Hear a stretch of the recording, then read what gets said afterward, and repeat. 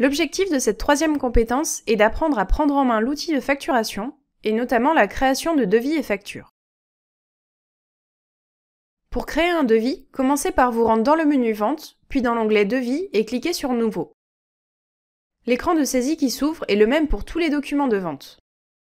Vous pouvez soit créer un nouveau client depuis l'interface, soit en sélectionner un existant dans votre base client. Vous pouvez ensuite donner un titre à votre facture dans le champ Objet. Comme pour les clients, vous pouvez saisir manuellement vos lignes d'articles ou en sélectionner dans votre catalogue. Vous pouvez ajouter autant de lignes d'articles que vous le souhaitez et personnaliser la quantité, le prix et même ajouter une remise sur chaque ligne. N'oubliez pas de renseigner la classification de vente pour chaque ligne, c'est cette information qui va vous permettre de générer des rapports sur votre activité. Vous pouvez également ajouter une ligne de texte pour mettre un commentaire par exemple. Il est également possible de déplacer les lignes et de les réorganiser comme vous le désirez. Une fois votre devis complété, il ne vous reste plus qu'à l'enregistrer. Vous pouvez maintenant l'envoyer à votre client par mail ou par courrier. Je vais ici choisir l'envoi par mail. Si un contact est renseigné dans la fiche client, on vous propose directement l'adresse mail, sinon vous pouvez la saisir à la main. Le mail est personnalisable avant l'envoi. Votre client ne va pas recevoir une pièce jointe, mais un lien qu'on appelle un lien web document. On peut le retrouver juste ici. Si j'ouvre ce lien dans une autre fenêtre, je peux bien entendu consulter le devis, le télécharger, mais également démarrer une conversation. Donc cela veut dire que votre client peut vous laisser un commentaire directement sur le document que vous lui avez envoyé et vous serez notifié de ce commentaire par email. L'autre avantage à envoyer ce lien web document, c'est que vous pouvez traquer l'ouverture des documents. Ici, on peut voir que le document a été consulté et vous pouvez même voir combien de fois et quand le document a été consulté.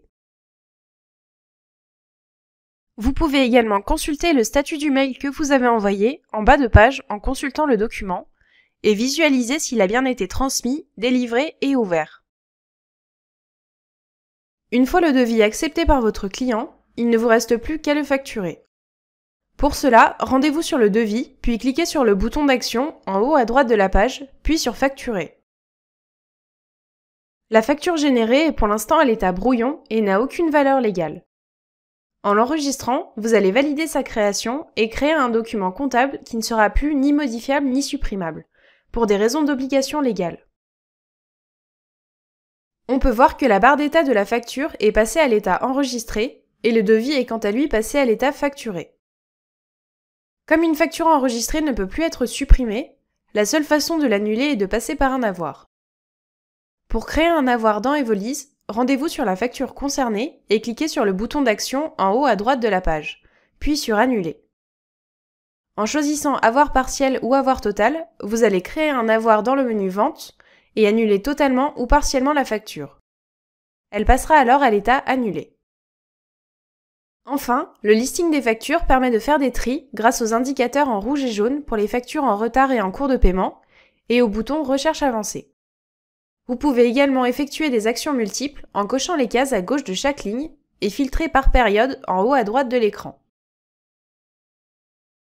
Merci d'avoir suivi cette vidéo. N'hésitez pas à vous rendre dans l'aide en ligne pour consulter plus en détail les chapitres qui vous intéressent ou à nous contacter via le support.